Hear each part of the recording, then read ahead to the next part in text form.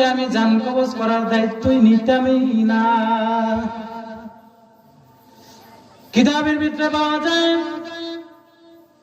আজরাইল আলাইহিস সালাতু ওয়াস সালাম যখন তার বুকের ভিতরে হাত দিয়া তার জানটাকে কবজ করবে, এমন একটা চিৎকার তার জবান দিয়ে বাইর হয়ে যাবে। বাইর হওয়ার পরে দুনিয়াতে যদি কোনো গর্ভবতী মা থাকতো তাহলে তার সিজারের প্রয়োজন হইতো না,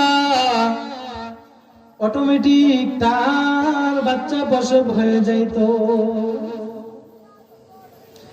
এমন চিৎকার তার জবান দিয়ে বাইর হয়ে গিয়েছে, যেই চিৎকারের কারণে তার জবান দিয়া এমন একটা চিৎকার বাইর হয়ে গেল।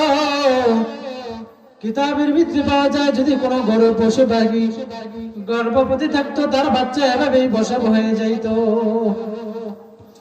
তাহলে মৃত্যুর যন্ত্রণা আমি যদি এত কষ্ট জানতাম তাহলে আমি আর মৃত্যুর দায়িত্ব নিতাম না, তাহলে আমি আর মৃত্যুর দায়িত্ব নিতাম না। হযরত চলে আসছেন, আর সংক্ষিপ্ত আলোচনা না বাড়িয়ে হযরতকে আমি সরাসরি বসাইয়া দেব। আমাদের দাওয়াতি মেহমানরা এক এক করে আলোচনা করবেন ইনশাআল্লাহ। সবাই যাদেরকে দাওয়াত করেছি সবাই উপস্থিত থাকবেন। আর আজকের যিনি প্রধান বক্তা ওনাকে দেখলেই আপনাদের মন ভরে যাবে, আর ওয়াজ শুনলে তো আরো ভালো। মামুনুল হক সাহেবের যেভাবে হুঙ্কার, তার জবান দিয়ে এভাবেই হুঙ্কার বাইরে হয়। আল্লাহ তাআলা হযরতকে মাহফিল পর্যন্ত পৌঁছার তৌফিক দান করুক।